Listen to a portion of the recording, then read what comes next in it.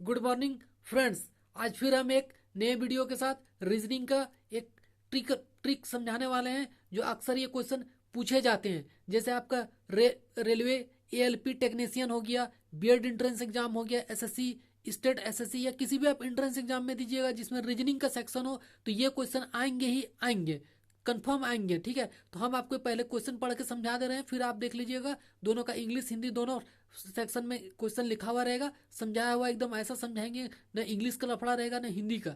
सीधा सीधी आपको एक ऐसा ट्रिक समझा देंगे कि इस टाइप का क्वेश्चन आएगा तो आप कर लीजिएगा सॉल्व। ऐसा सॉल्व तो आप कर लीजिएगा, लेकिन हम जो ट्रिक समझाएंगे इस ट्रिक से आप अगर कीजिएगा तो आप एक बार में सॉल्व कीजिएगा और एकदम सही ट्रिक कीजिएगा, इसमें कोई गलती होने का कोई चांस नहीं रहेगा।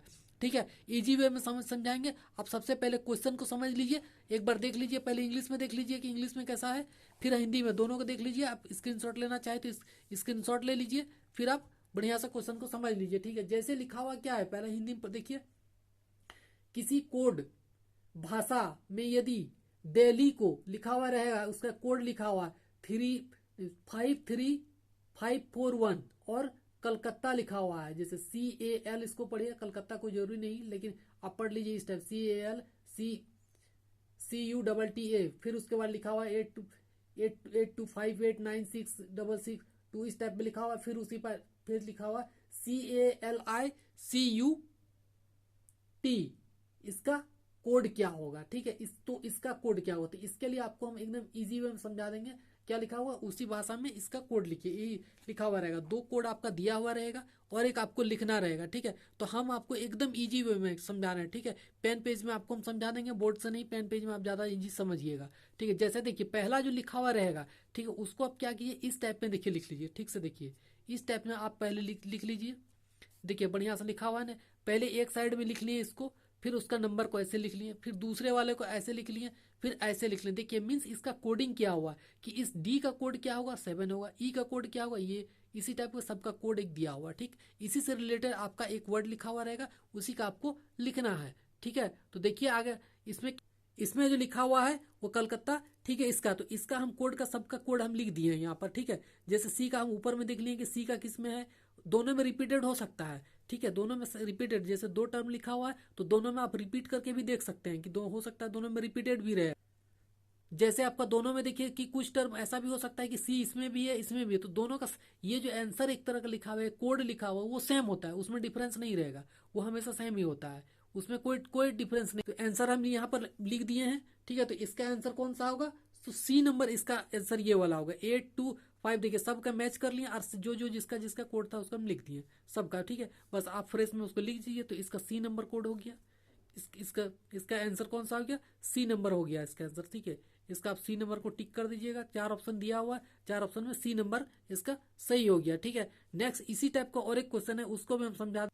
आप क्वेश्चन देख लीजिए, नेक्स्ट क्वेश्चन का यहाँ से है।